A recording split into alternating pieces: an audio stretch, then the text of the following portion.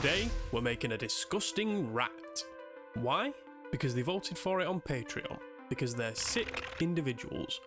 Starting with water washable resin, let's get the main mass printed off.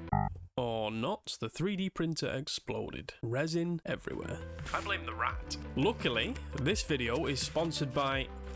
Nah, it's not. Ugh, great. Let's try again. When I come back in the morning, you better have given birth to a rat.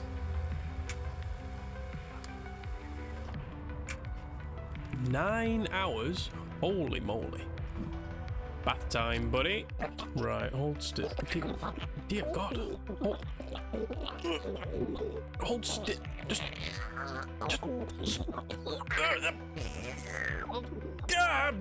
It's not raining today, so we'll cook him outside.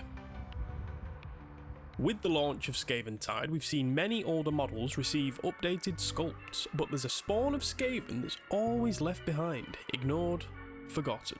Aberrations are beyond classification, the aborted experiments of crazed moulders whose ambitions outweigh their skill. Invariably driven mad by their fate, aberrations will go to every length they can to ensure their miserable lives are drawn to a close as quickly as possible, pleading for death as they throw themselves upon the enemy's blades. So, let's make one. Unfortunately for this fellow, we only need his grotesque body, not the head. Let's chop it off. Now, that does mean we require a new one. Oops, wrong draw. There we go. I'm north of the border now. Get this snipped open. Eee, that doesn't feel nice. So, how does this work? Any ideas? Do we just stick it on? Are we done? Perhaps not. Let's start with, at the very least, a ratty head shape. One eye socket here.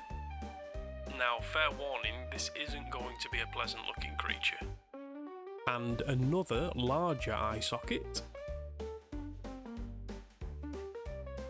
A bit more shape to the snout. Before we cut in the mouth. Oh no, he's scammed us all. He's making a happy crocodile.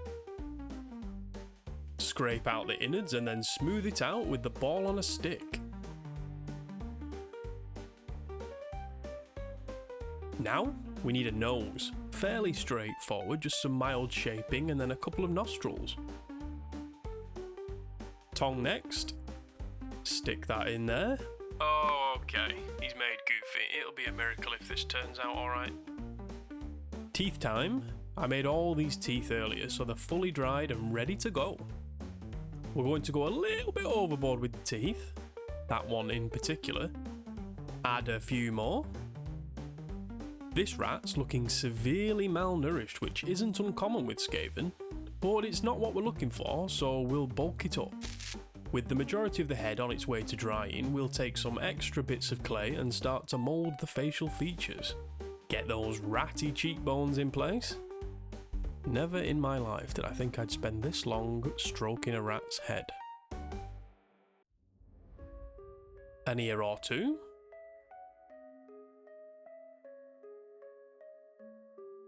And then a big fat chin.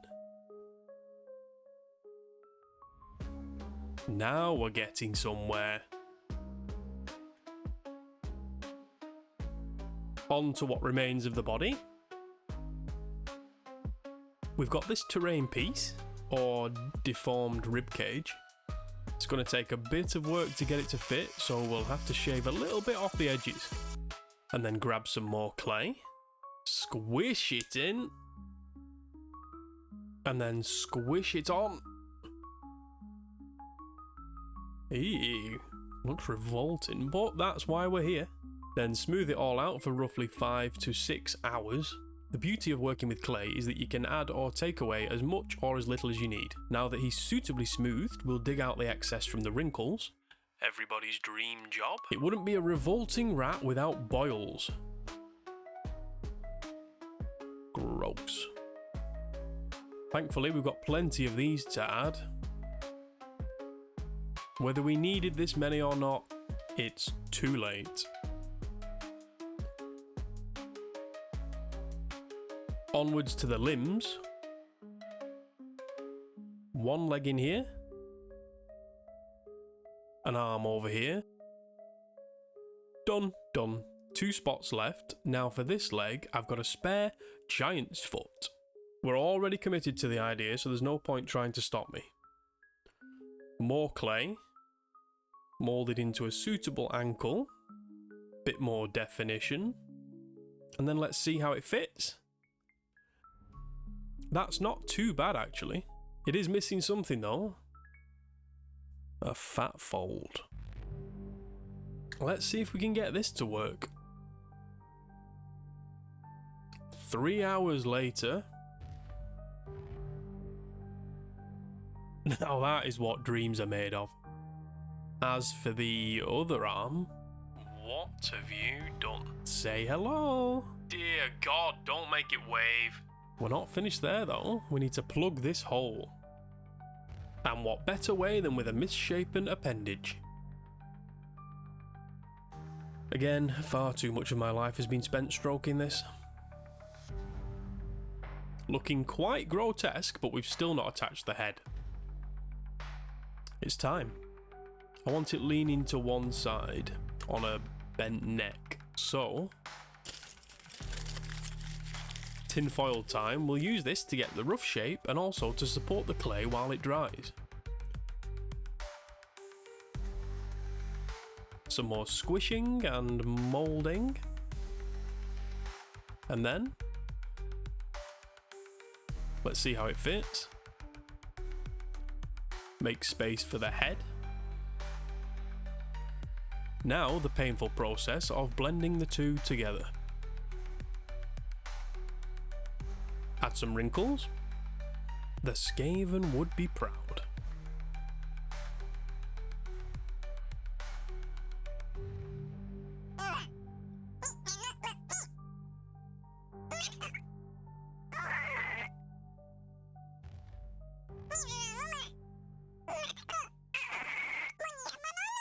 Okay, I think you're going a bit far.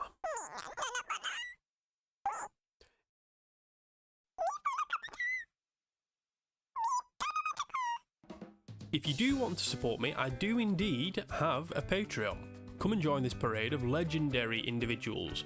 Soren Pedersen, Joseph Boone, Knut Bulmer and Thomas. These videos wouldn't exist without them. Heroes. We've got sneak peeks, bonus content, voting and the nest. Come and hang out. Back to this horror. Let's build him a suitable environment. Just plotting out where he's going to stand.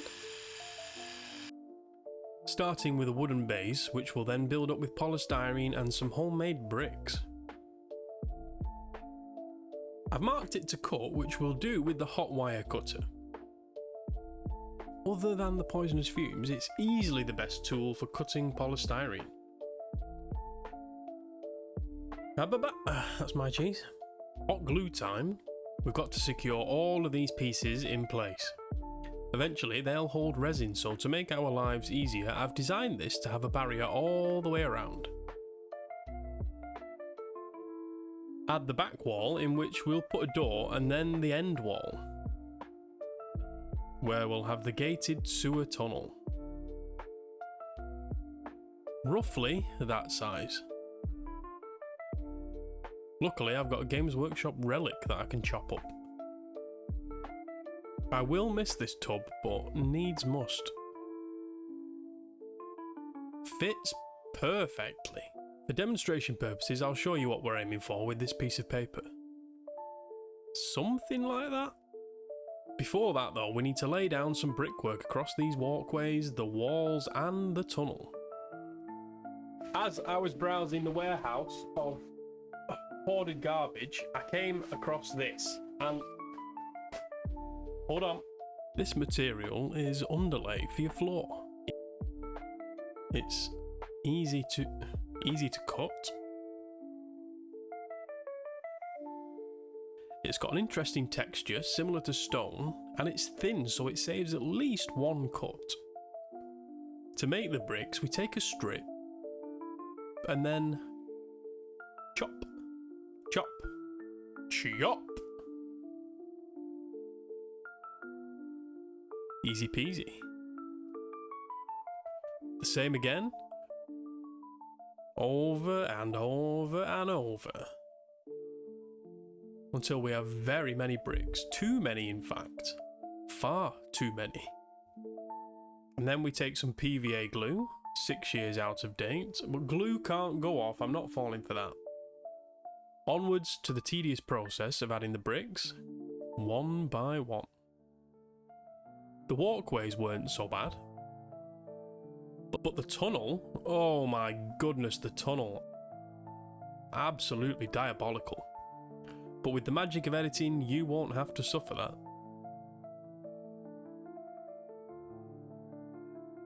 Out the way, boys. This plastic cap will do the job. I'm not sure where it's from or whether I need it or not. I'm sure we'll find out as soon as I've stuck it on. I saw that prod, leave it. Back to the bricks, much like the walkways, the wall wasn't so bad. To mark out the door, we'll put the tunnel in place. Roughly this size. Take our balsa wood to the cutting mat. Measure it out. Chop chop. I wouldn't bother with any other material for this. Balsa wood is the king. Easy to cut, shape, nibble, whatever.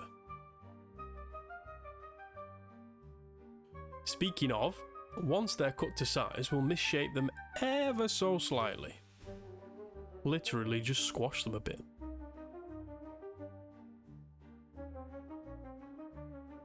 Glue it all together. Pray you've not glued it to the mat. Round the top corners. Then we'll mark around it so we know where to put the door frame bricks.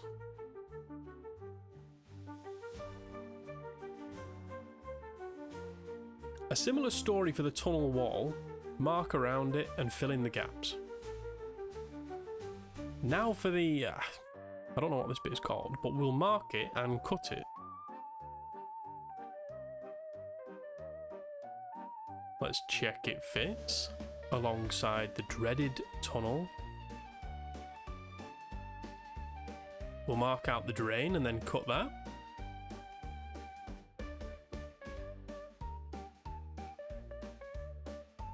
Hot glue again before we have some fun.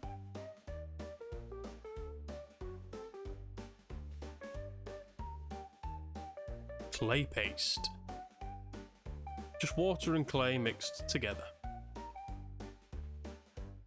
Now, I don't know if this will work, and to be completely honest, I don't mind if it doesn't. I just really wanted to give it a go. Once again, the walkways and the back wall were fairly easy to do.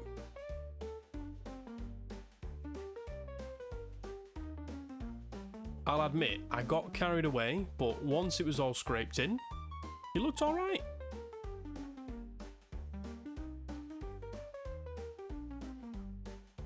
While we let that dry, we'll do the same thing to this horror. And yes, I can confirm it was a nightmare. But eventually, we did it.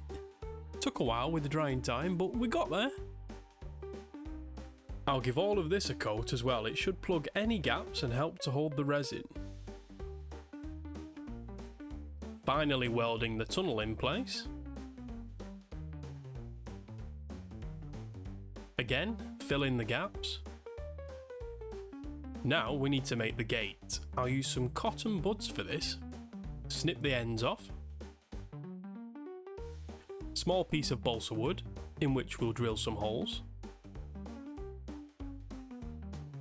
Slot the cotton buds in place and then secure the other end with some more balsa wood.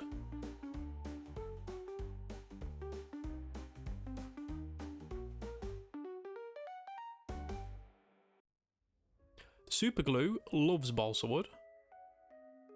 Shape the bars to match the tunnel and then pop it in place. But that's not where we want it, is it, dear? When we put the rat in place, because of his extra large foot, he doesn't quite fit down there, so we need something for him to stand on. So we'll use the gate. After all, he did come through it. Tight squeeze. We'll bend it out of shape. That's why we use cotton buds. Take a seat, young man. We'll add a few more bars for the drain, the pipe, and the tunnel.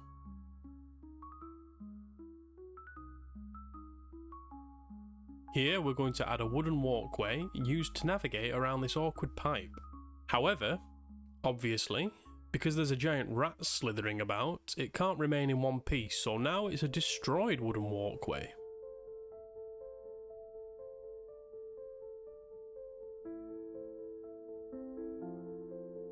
To seal in all the hard work we've done so far, mix water, PVA and Mod Podge before giving the entire thing a thorough coat. We need to get the floor, the walkways, the wall, all of it.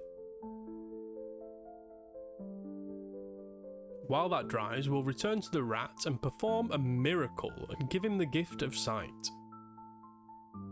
Disgusting. Even more so on this side, as this aberration has suffered a serious injury, maybe self-inflicted, who knows? We'll snip the wire, fit it in place before burning my fingers with the searing hot glue gun. You can't tell because I'm a professional. He cried.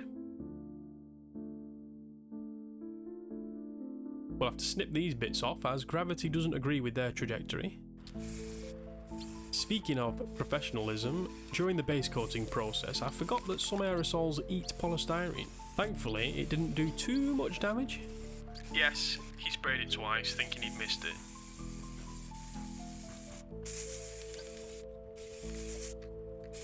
Black base coat, then grey, then white. Fun fact, it was raining again, so here we are. For the sewer, we'll just be using basic craft paint. I'll mix a small amount of black with light green until it looks sickly. A reasonably thick coat to begin with, and then I'll go back over it with water to reveal the highlights beneath.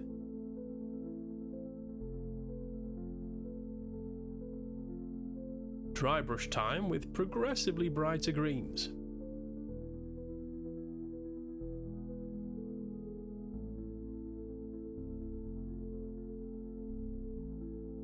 I added some yellow for the most intense highlights. Around the door and random patches on the walls. Then we base coat all the other components, the metal, the wood,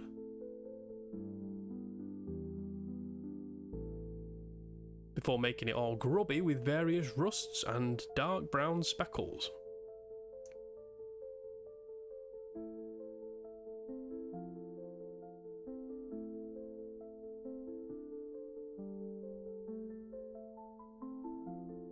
Dark brown for the door, and then a technique I've adopted from MTG Bella,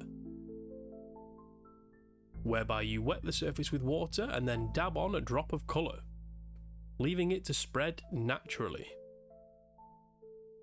Bella used speed paints in her example, but I don't have any of those, so we're slumming it with regular smoky ink and some extra water. It is hard not to get carried away with this. As you can see, that's exactly what happened. But a sewer can never be grimy enough.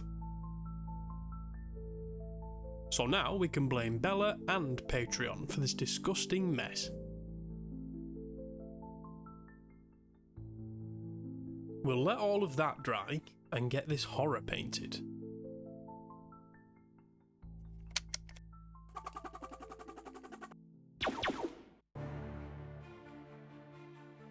We'll cover the black shadows with dark green.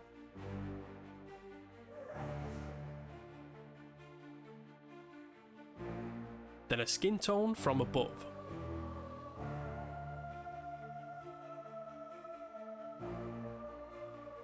We're reaching the point now where I don't really like touching this thing. I don't like it watching me. Now a lighter skin tone.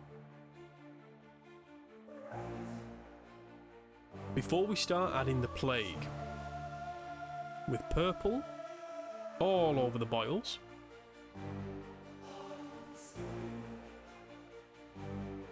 Then moving on to red, covering slightly less area than the purple beneath. Looking very swollen. A quick highlight on every boil so they look like they're about to pop. Please stop. A skin wash all over. We'll pick out the details on this foot. I know for some of you chaps this is your favourite part of the video. Onto the mouth, the tongue and the teeth. Start with brown, bone white and then white. These horrendous eyeballs get a coat of bone white before white, and then some glazed blood vessels.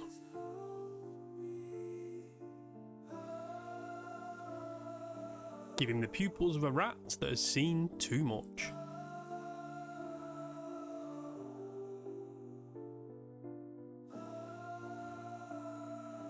For the injury, we need to recreate the mess we had in the female Space Marine video. UV resin and red ink. Mix it together while setting with the torch.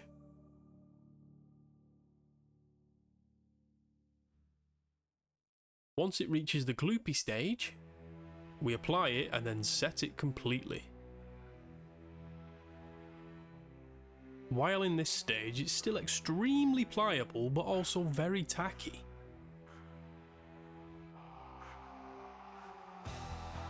A few more blood vessels. A white speck on the pupil.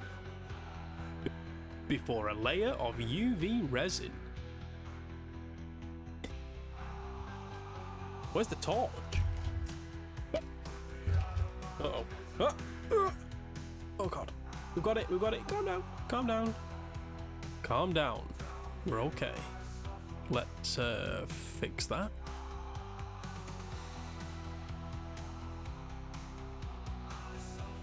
We're almost at maximum repulsion, but we need more. I've thought long and hard about how to word this. We need to shave these hairy balls.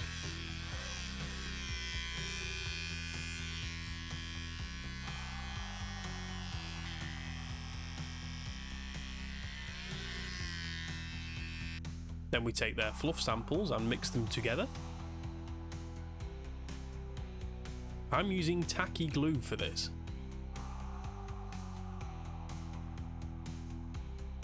A couple of patches behind the ears.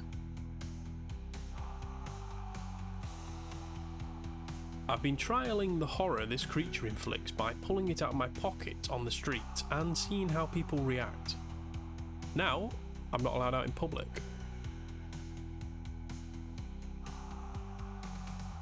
For the ribcage, the classic bone recipe: brown,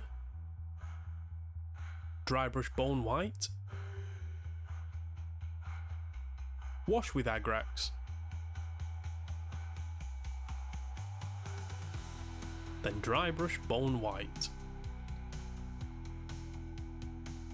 You can't have a mutated bursting ribcage on a giant deformed rat without some slime. Created in the same way as the gore, we mix ink with UV resin and then set with the torch until tacky, and then we smear it on.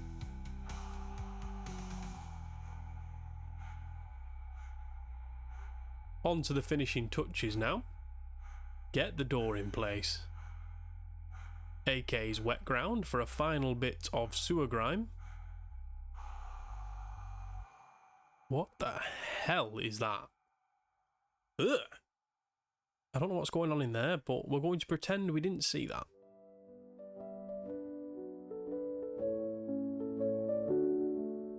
And the shadows down below, where the river rarely flows,